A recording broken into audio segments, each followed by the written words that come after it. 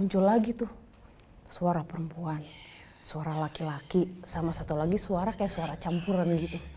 Sini, masuk, ayo, sini.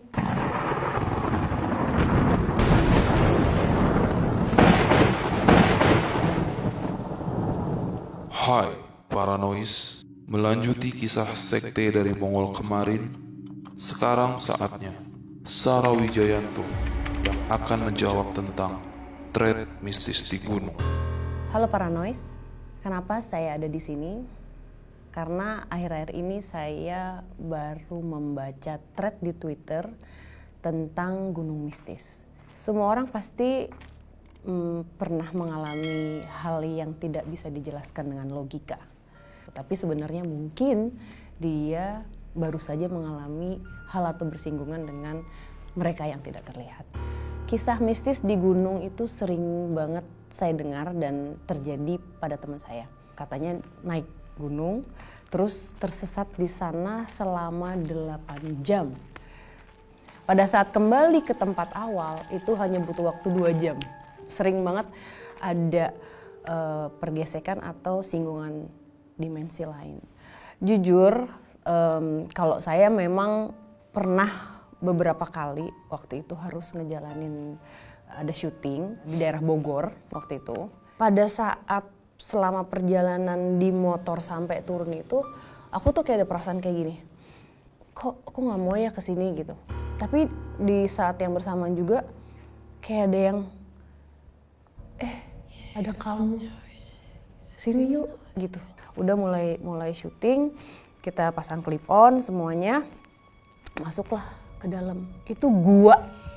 Pas masuk, ternyata itu guanya memang ada beberapa orang yang melakukan ritual di situ, ada kayak bekas-bekasnya gitu. Tapi pada saat aku masuk, muncul lagi tuh suara perempuan, suara laki-laki, sama satu lagi suara kayak suara campuran gitu. Sini, masuk, ayo, sini. Tiba-tiba kita sampai di tempat yang kalau mau diterusin masuk ke dalam itu harus melewati air. Sementara airnya itu semata kaki. Di sebelum air itu tuh aku ngeliat, jadi kayak ada ular segede itu, bayangin ada ular segede gitu. Muter, tapi pergerakannya tuh bukan pergerakan ular gitu, enggak. Ini yang gitu. Oke, 2 kali. Nah, setelah itu baru aku keluar. Itu tuh makin kenceng kayak, sini.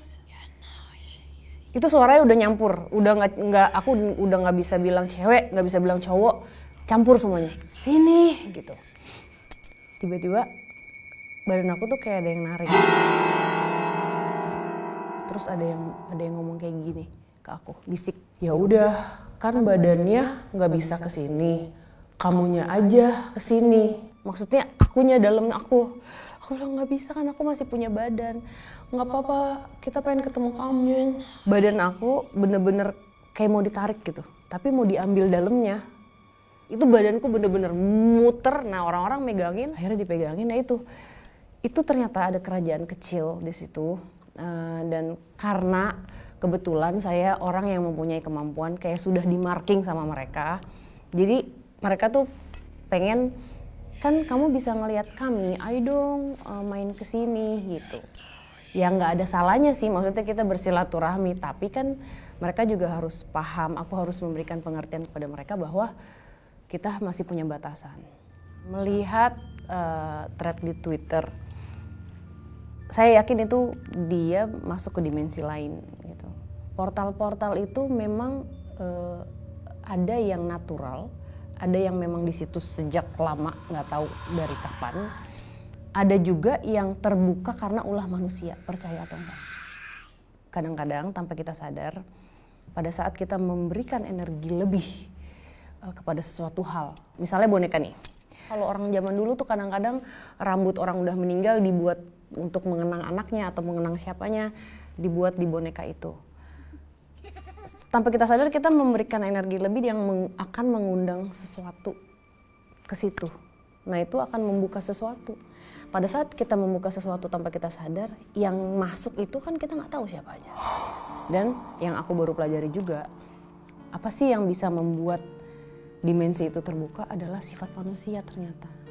pokoknya hal-hal yang negatif gitu yang dilakukan oleh manusia itu akhirnya di suatu tempat ya. Jadi akhirnya itu akan ngebuka satu portal itu.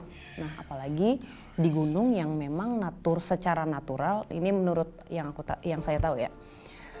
Secara natural di situ memang ada penjaganya, ada penunggu tanah kalau saya bilang. Itu untuk menjaga keseimbangan sebenarnya. Dan thread di Twitter itu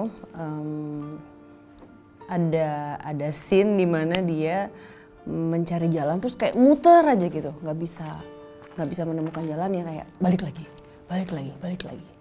Itu sebenarnya kita mimpi,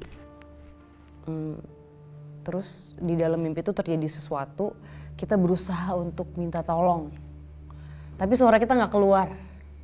Itu mirip kayak gitu tuh. Jadi kayak mau break loose dari tempat yang kayak ngurung kita, tapi nggak bisa apa-apa gitu. Mirip seperti itu. Jadi sebenarnya pada saat dia jalan balik lagi tuh mungkin dia nggak kemana-mana, di situ aja. Tapi dalamnya dia itu mungkin secara otomatis kayak gue harus keluar nih dari sini, kayak mau kayak mau break loose tapi nggak tahu gimana gitu. Ini saya jadi inget apa yang saya alamin. Tapi kadang-kadang pada saat penelusuran masuk nih kita ke ruangan ya, komunikasilah sama satu sosok gitu. Jadi misalnya saya lagi di ruangan ini, tiba-tiba ini ada ruangan lain, tapi bukan ruangan ini, jadi ada 2 layer gitu. Yang satu lebih kayak transparan, yang satu pekat, yang di sini. Itu jelas banget. Nah, kadang-kadang minta bantuan Fadi dan Wisnu untuk ngelakuin gerakan di tangan kayak gini, supaya enggak ketarik. Nah, biasanya saya jalanin bisa. Sar ngelihat apa? Jadi saya ada di lorong, dan pada saat saya melakukan gerakan, itu maju. Mirip banget lagi main VR. Tahu VR nggak? Virtual reality kayak game gitu. Oke, kemana lagi Sar? Saya jalanin tuh. Jalan. Masuk ke kamar, ada kaca, saya ngaca, bukan muka saya. Dan saya butuh orang yang selalu begini. Kalau misalnya enggak, pernah waktu itu lupa gini-gininya agak kelambat. Yang suasana ruangan lainnya tuh lebih pekat, itu serem banget sih. Mungkin kalau misalnya kalau nggak ada yang nyadarin itu, takut kebawa ke sana. Tapi biasanya saya harus ngejalanin ada batasannya. Batasannya adalah harus dari memori si sosok yang saya lagi komunikasi. Oke, jadi kesimpulan dari cerita saya, memang kemanapun kita pergi ya mereka pasti akan ada yang positif dan negatif. Kita harus selalu waspada, dan misalnya walaupun tidak percaya akan hal gaib atau mistis, itu ya it's okay. Tapi tidak ada salahnya untuk menghargai orang yang percaya dan sopan santun aja, bahwa kita hanya butiran debu. Ini semesta luas, kita nggak tahu ada apa di sekitar kita gitu. Dan untuk para noise, jangan takut untuk menceritakan pengalaman horor kalian. Mungkin kadang-kadang ada yang pernah mengalami satu hal, jadi takut. Mungkin nanti dibilang, ah gila loh atau apa gitu. Nggak usah takut, ceritakan aja.